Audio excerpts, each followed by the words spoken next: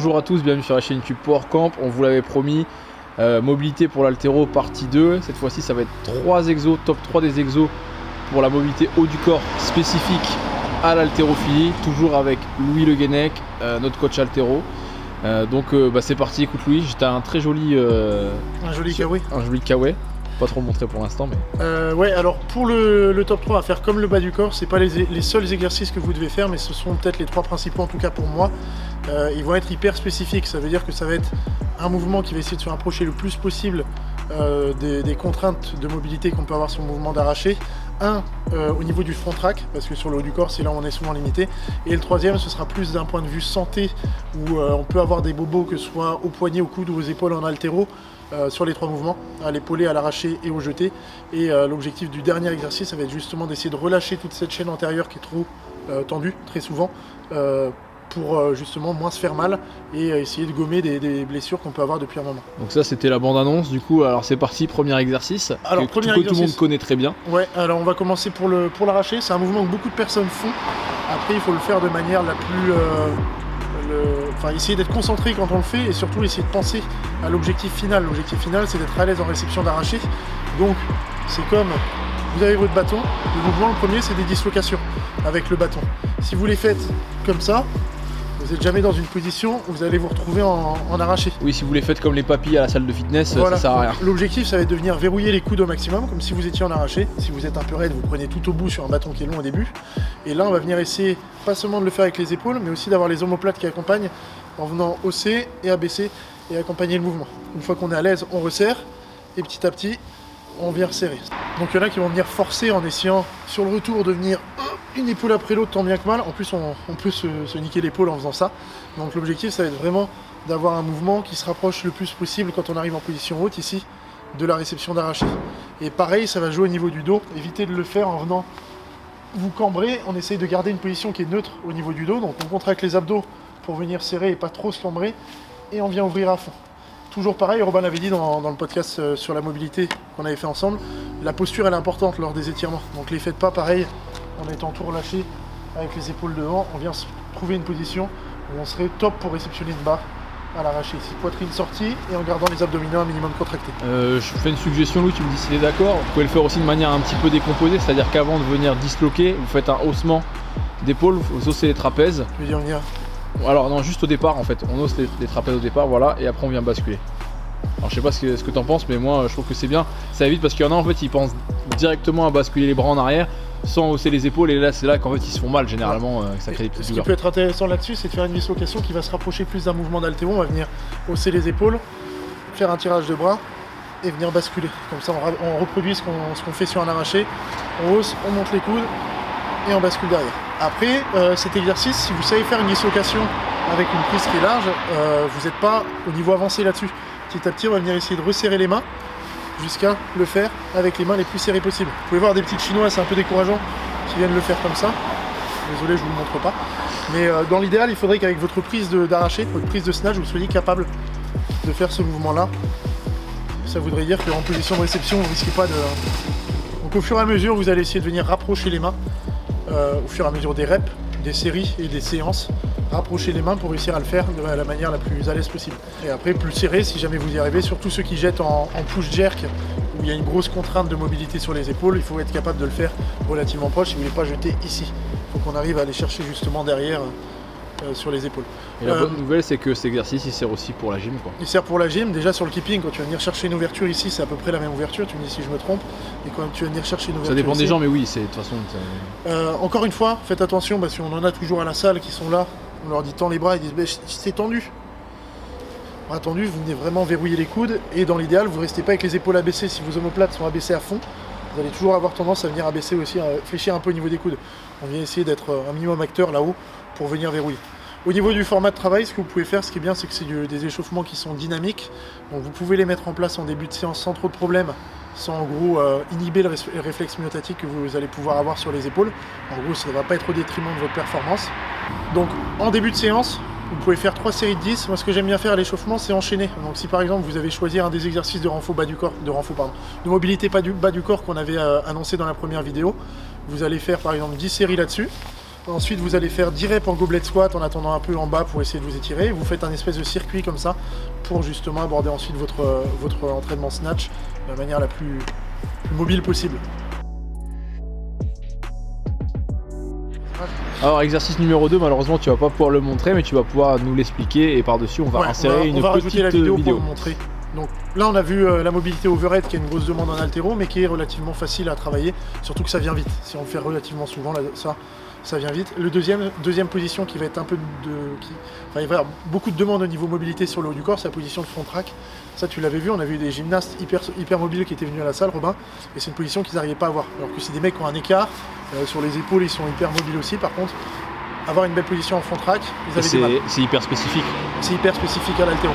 Ça va dépendre. Les gens pensent que ça dépend uniquement du grand dorsal. Donc il faut qu'il soit souple pour venir monter. J'ai inséré, vous pouvez rajouter un petit étirement grand dorsal pour vraiment plus taper dessus. Et toute la chaîne latérale pour essayer d'étirer. Des triceps aussi. Mais il y a une composante aussi qu'il ne faut pas négliger, c'est que les gens qui finissent comme ça, c'est parce qu'ils ont du mal avec la rotation externe de l'épaule. Donc en gros, c'est une rotation externe de l'épaule, mais dans cette position. C'est venir réussir à chercher ça sur la rotation externe. Donc pour l'étirer, je vais vous le montrer en vidéo. Donc c'est un étirement à faire avec un partenaire. Je vais montrer des variantes ensuite si vous n'avez pas de partenaire justement. Il vous faut une barre. Vous venez vous placer en position de front track sur la barre. Donc quand vous vous placez sur le front track, vous allez venir au maximum essayer de hausser les épaules. Donc en gros, la position de front track, vous essayez vraiment de venir chercher ça et les avancer un petit peu. Il y en a beaucoup qui essayent vraiment de sortir tellement la poitrine que la barre est uniquement posée ici sur les clavicules. Donc vous essayez vraiment de hausser les épaules et avancer au maximum pour venir poser la barre plutôt sur les deltoïdes antérieurs que sur les clavicules pour qu'on ait vraiment une base où ça se repose et surtout qu'on n'ait pas trop la tête qui tourne parce qu'on vient écraser ici soit le nerf vagal, soit la carotide. Donc première intention c'est ça. La deuxième c'est que vous allez venir sortir votre barre chargée, comme ça elle va venir reposer sur les clavicules. Ou si elle n'est pas chargée, vous avez la personne qui va vous aider qui va mettre les mains dessus pour appuyer. Donc premier focus, venir appuyer la barre sur les deltoïdes antérieurs qui sont élevés au maximum, sur les épaules élevées. Et maintenant le deuxième, ça va être la torture. Donc on recule un peu le visage pour libérer pareil le cou. Vous allez avoir la personne qui vous assiste qui va venir placer ses bras sous vos coudes et venir les hausser au maximum sans que la barre ne bouge. Donc là l'objectif, vous allez le sentir, c'est un étirement pour venir pousser les coudes au maximum vers le haut tout en les poussant vers l'extérieur. On va essayer de ne pas venir les rentrer. Si vous ne pouvez pas le faire, ça parce que vous avez personne, vous avez des moyens de travailler cette rotation externe de l'épaule avec cette extension du membre sup, avec le fait de monter le coude. Donc le premier que vous pouvez faire, c'est simple, c'est avec un bâton. Vous venez monter le coude comme si vous étiez en front track, ici. Et là, ce qu'on va venir chercher, c'est étirer en amenant la main vers l'extérieur au maximum. Donc là, normalement, tu le vois, Robin. Je suis sûr que même en vidéo, ça n'a pas l'air très agréable. On va venir tirer vers l'extérieur. Évitez de le faire avec la main trop loin. On essaye de le faire avec la main le plus possible proche de l'épaule pour se retrouver dans une position pour être. Il faut aussi éviter de compenser, pareil comme sur les dislocations, de compenser avec un dos défixé. Donc on contracte les abdos, on évite de se mettre comme ça parce que sinon on triche un peu. On hausse l'épaule pareil comme si on était en front track. Donc on hausse et on l'avance. Et là on vient tirer. Ça peut faire mal à certaines personnes à ce niveau-là, au niveau du condyle, du coude, enfin dans le canal qu'on peut avoir. C'est au niveau tendineux et c'est justement ceux qui se tapent des tendinites ici parce qu'ils sont très raides au niveau de la rotation externe de l'épaule. Ça rajoute des tensions dans le coude. Donc si vous voulez guérir cette tendinite là, évitez de matraquer les coudes, d'essayer de chercher des étirements, de masser les avant-bras ou autre. Le premier truc qu'il faut que vous essayez de faire, c'est de travailler sa mobilité en rotation externe pour venir relâcher justement à ce niveau-là. Sachant que c'est déjà très inflammé chez certaines personnes cet endroit-là, notamment avec tous les mouvements de keeping où on vient relâcher complètement le coude en extension et voilà. Ouais, donc tout le travail de tirage vertical tout simplement. Si jamais vous avez du mal parce que l'étirement vous fait mal, vous échauffez en fait les rotateurs externes avant de faire l'étirement. Ça veut dire que vous allez prendre par exemple vous prenez un élastique, vous venez l'accrocher devant et vous venez chercher une rotation pour venir échauffer à mort les rotateurs externes de l'épaule. S'ils sont échauffés, ça va les relâcher un peu et là vous allez pouvoir souvent forcer dans l'étirement en vous faisant un peu moins mal parce que vous serez plus à fond. Et le dernier, ce que vous pouvez faire aussi pour remplacer cet étirement du front track, c'est un étirement classique des triceps, sauf que là encore vous allez voir qu'avec ma main gauche, je vais venir appuyer pour pousser ma main vers l'extérieur pour ajouter cette composante de rotation externe de l'épaule, pour que ce soit le plus spécifique possible et que ça se rapproche du mouvement de front track. Donc on vient étirer le triceps au maximum en posant le coude contre un mur ou un rack, et avec l'autre main, on vient repousser la main vers l'extérieur pour aller chercher une rotation externe de l'épaule. Ok, écoute, je crois qu'on va passer au troisième et dernier mouvement de cette série top 3. Donc, pour résumer, les deux premiers, c'est la mobilité overhead. Donc, on va en avoir besoin pour le jerk et pour le snatch. Le deuxième que je vous ai montré, c'est pour la mobilité en front rack, donc pour le clean et pour le jerk, parce qu'avant de jeter, il faut être bien placé avec la barre sur les clavicules. Le dernier, ça va plus être pour soigner les bobos, donc ça va être surtout les poignets, ceux qui ont des problèmes aux poignets, mais aussi les coudes et les épaules, parce qu'on sait qu'il y a beaucoup de personnes qui se mettent à l'haltéro en essayant de faire les mouvements alors qu'ils n'ont pas les prédispositions au niveau mobilité, ils n'ont pas les prérequis, en fait ils sont pas assez mobiles pour faire les mouvements, ils se forcent à les faire, donc ils sont dans des positions qui sont pas top et ils viennent rajouter des tensions au niveau articulaire. J'en profite pour rajouter une petite chose, le mouvement numéro 1 qu'a montré Louis, c'est-à-dire les dislocations, et celui-là aurait très bien pu être dans mon top 3 mobilité pour la gym. Ouais, déjà. Et le troisième, en gros, c'est Robin a fait une vidéo sur les poignets qui était top pour éviter les douleurs. Après, elle était vraiment ciblée sur les poignets. Moi, j'ai essayé de vous montrer que surtout en haltérophilie, où il y a une composante de mobilité avec la barre au-dessus de la tête, les douleurs de poignets viennent pas forcément des poignets, mais plus souvent des épaules, et plus particulièrement de toute la chaîne antérieure du haut du corps. Donc en gros, lorsque vous êtes ici, en fait, vous pouvez avoir mal aux poignets, pas seulement parce que les poignets sont raides, mais aussi parce que vous avez l'avant-bras qui va venir tirer, surtout au niveau des fléchisseurs, donc ce qui est en face antérieure ici, au niveau des biceps, au niveau du deltoïde antérieur et même au niveau des pecs. Donc l'objectif, ça va être de venir étirer toute cette chaîne-là, et pas seulement le poignet en bout de chaîne comme ça. Pour étirer toute cette chaîne, vous allez venir vous placer à nouveau contre un poteau ou contre un mur. On va venir appuyer la main contre le mur et on va venir essayer de chercher à venir étirer au maximum des doigts jusqu'au sternum en gros. Vous venez chercher un étirement complet de toute la chaîne. Faites attention, vous pouvez facilement tricher là-dessus. Si vous venez amener l'omoplate comme ça vers le haut, vous allez pouvoir vous tourner complètement. Je vais vous le faire en vidéo. Ça va être hyper facile de vous tourner et d'aller chercher de la mobilité. Sauf que là, dans cette position, vous n'allez plus du tout étirer au niveau du deltoïde antérieur.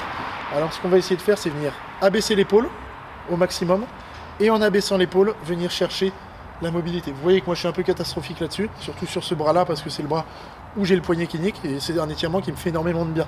Donc on abaisse l'épaule et on vient essayer de se tourner au maximum. Vous pouvez sentir, en fonction de là où vous êtes raide, l'étirement dans les doigts, les mains, les avant-bras, les biceps, les épaules, ça va dépendre vraiment de là où vous êtes raide. Je reparle un petit peu tu parlais des douleurs au poignet et qu'il ne fallait pas forcément justement étirer que les poignets. En fait, ça dépend aussi de la position dans laquelle vous avez mal. Si vous avez mal en overhead, par exemple, oui là, pour le coup, il faut mieux essayer d'étirer toute la chaîne. Par contre, si vous avez mal quand vous êtes en position pompe, là, il n'y a pas d'ouverture thoracique et donc là, c'est que c'est votre poignet qui a un problème. Là, on part sur le donc en poignet fait, ce qu'il faut, c'est juste analyser un petit peu le mouvement et voir dans quel plan vous êtes. Si vous avez mal, par exemple, quand vous êtes en position handstand ou en handstand walk, là, pareil, c'est peut-être un manque de mobilité thoracique et au niveau des épaules. Donc voilà, c'est à vous aussi d'essayer d'être un petit peu malin et de regarder dans quelle position vous avez mal ou pas mal. Ok, ouais, dernière précision pour cet étirement-là. C'est possible que vous ressentiez des douleurs, limite brûlures dans les doigts, la main et au niveau du poignet dans cette position-là. C'est pas hyper bon signe, c'est qu'il n'y a pas forcément des restrictions au niveau mobilité articulaire, mais que c'est au niveau méningé. En gros, c'est nerveux que vous venez avoir des grosses tensions et dans ce cas-là, il faut essayer d'étirer le nerf en gros dans la gaine, essayer de relâcher un petit peu tout ça. Donc quand vous êtes en position en étirement max, vous pouvez venir rajouter des inclinaisons latérales de la tête et vous allez voir que ça vient complètement modifier, ça peut venir tirer au niveau du poignet. Ça, ce sera vraiment pour les personnes qui sont les moins mobiles. Ça peut vous aider à éviter tout ce qui est douleur de poignet et d'avant-bras lors des mouvements d'haltéro. Faites-le. Moi, c'est Jonas avec qui on a fait un podcast, qui est kinéostéo, qui me l'avait montré. Si vous l'avez pas vu d'ailleurs, le podcast il est top. Ouais, le podcast avec Jonas qui s'appelait Les blessures au crossfit. Les blessures au crossfit, voilà. Et c'est lui qui m'a montré cet étirement-là. Moi qui matraquais mes poignets au sol ou qui les matraquais juste comme ça en position debout. Et en fait, le fait de rajouter cette composante, je me suis rendu compte que nerveusement, j'avais tout qui était tendu. Et au fur et à mesure des séances, ça s'est détendu. Et des douleurs de poignet qui traînaient depuis 1 an et des clac-clac que j'entendais à chaque fois au niveau articulaire, c'est passé grâce à ces étirements que j'ai mis en place quasiment tous les jours au départ et ensuite au moins 3 fois par semaine. Okay. Bon, on a presque fini. Dernier rappel, quand vous étirez la chaîne antérieure, c'est bien. Mais souvent, si vous êtes trop raide à ce niveau-là, c'est aussi que la chaîne postérieure est trop faible. Donc, dans ce cas-là, il faut travailler du renfort sur les deltoïdes postérieurs, les rotateurs externes, les fixateurs des omoplates. Donc, il faut tirer et tirer dans tous les sens. On va faire des mouvements de tirage pour venir compenser. On a parlé dans un podcast récemment, là, quand on a fait la book review, on a parlé de virus musculaire. En fait, pour moi, un virus musculaire, qu'est-ce que c'est ? C'est quand on a un muscle agoniste qui est, par exemple, plus fort qu'un antagoniste ou alors que l'antagoniste est trop souple par rapport à l'agoniste. En gros, ça se règle toujours par un problème, enfin c'est toujours une question de trop souple ou pas assez souple, ou trop fort, pas assez fort, et donc il faut rééquilibrer l'antérieur et le postérieur, le haut, le bas. Vous devez avoir une espèce d'harmonie entre guillemets dans votre corps, quoi. Ouais, et au niveau articulaire, vous allez réussir à soigner plein de trucs comme ça.